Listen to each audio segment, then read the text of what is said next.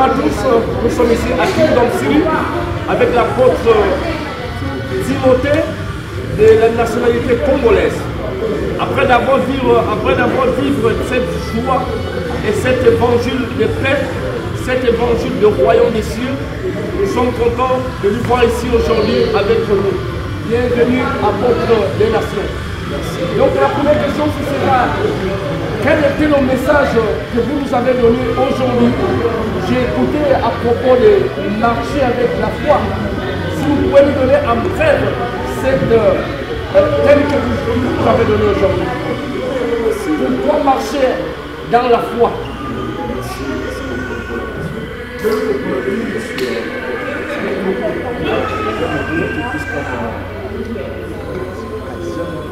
Plus comme citoyen du royaume. Amen. Parce que le Seigneur du royaume. C'est bon. Shalom à tous, nous sommes ici à Kingdom City avec l'apôtre des nations qu'aujourd'hui nous avons la parole de vie, la parole du royaume des cieux. Shalom, bienvenue dans cette émission Homme de Dieu. Pouvez-vous présenter votre nom et votre nationalité? Merci beaucoup. Je réponds au nom de l'apôtre Timothée Dakobi. Je suis du Togo et je vais me présenter plus comme enfant de Dieu. Amen. Parce que dans le royaume, il n'y aura pas de nationalité. Nous serons tous appelés enfants de Dieu. Amen. Donc aujourd'hui, on a écouté à propos des thèmes marcher selon la foi. Quelle est l'importance pour un chrétien marcher selon la foi?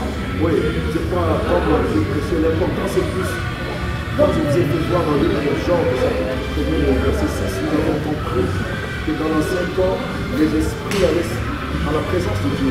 Et même Satan s'est présenté.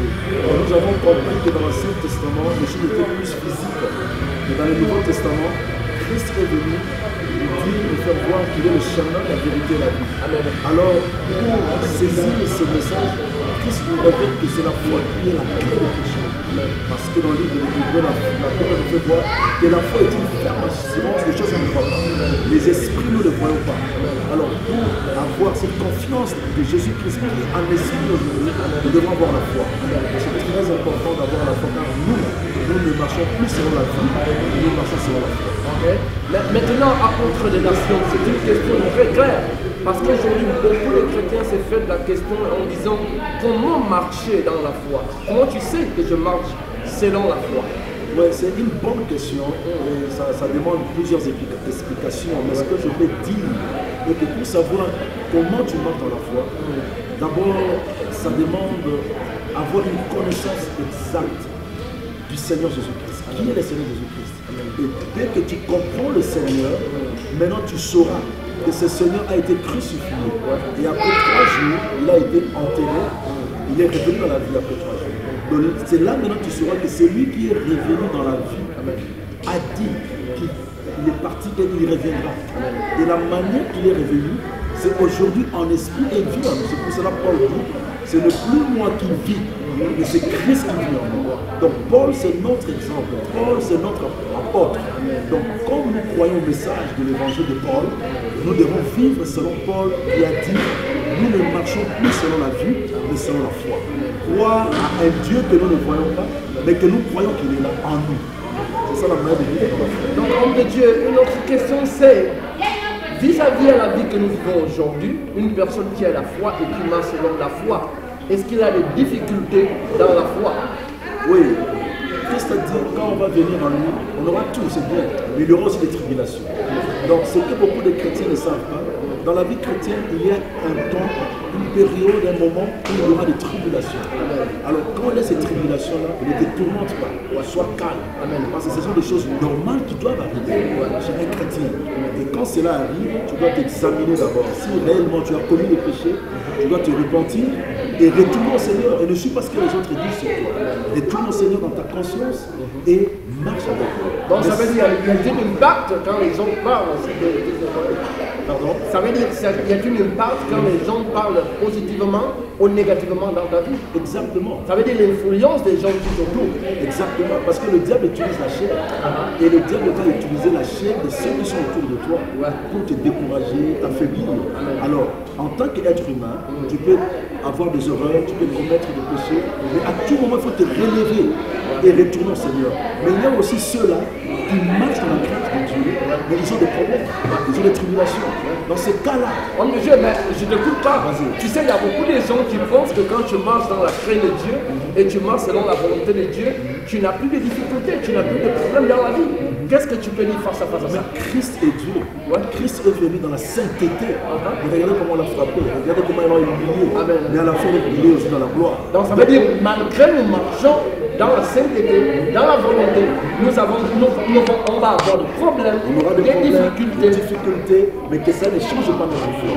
Que cela, au contraire, nous donne la force de demeurer dans la voie du Seigneur et de continuer avec le Seigneur. Amen. Donc une autre chose, j'ai écouté, tu as parlé à propos de la différence entre la réalité et la vérité. Qu'est-ce que tu peux nous dire? C'est une bonne question. Vous voyez beaucoup de chrétiens, et je ne condamne pas, c'est normal, beaucoup de chrétiens voient Dieu comme une réalité. Parce que la manière dont on a compris la réalité, c'est une chose qui est là. Mais c'est comme là où on ne va pas en détail et que la réalité change.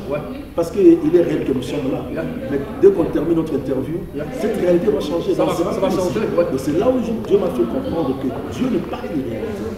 Dieu est une vérité, parce que la vérité ne change pas. Il est le même hier, aujourd'hui et éternellement. Et puis là, la Bible nous dit qu'il est le rocher, le roc de la maison. Quand une maison est construite sur une bonne fondation, même les vents, ça ne va pas tomber. Donc ça veut dire que nous devons être dans la vérité, et pas dans la réalité. Pas dans la réalité, parce que la réalité change. La réalité change. Amen. Ça c'est très bon ça. Homme de Dieu, vous avez déjà écouté, vous tous qui nous écoutez, merci parce que, homme de Dieu, un message à lancer à toutes ces gens qui vont te voir dans ce programme. Le message à lancer à tous mes frères et sœurs qui me suivront, nous devons savoir une chose, qu'on est né un jour, on a été enfant, on a grandi, on est bien jeune, à un certain moment, on sera vieux. C'est-à-dire la vie a des étapes, c'est exactement comme la vie de la foi. Il y a un commencement, il y a des étapes où tu vas t'affaiblir, whatever, tout ce qui peut t'arriver, mais il faut continuer à devenir ce que David a dit. J'ai vieilli, j'ai grandi, mais je n'ai jamais vu de juste abandonné et Dieu ne va jamais vous abandonner. Et à la fin, on va se voir au paradis. Soyez bénis. C'est une privilège de vous recevoir dans notre plateau. Nous vous souhaitons un bon dimanche. Homme de Dieu, merci de nous être bénis avec cette parole. Et vous aussi, nous vous invitons le prochain dimanche parce que vous allez voir l'adresse dans l'écran. Nous sommes ici pour vous servir du par le Seigneur. Shalom à tous. C'était ma joie aussi. Merci. Merci. Merci l'homme de Dieu.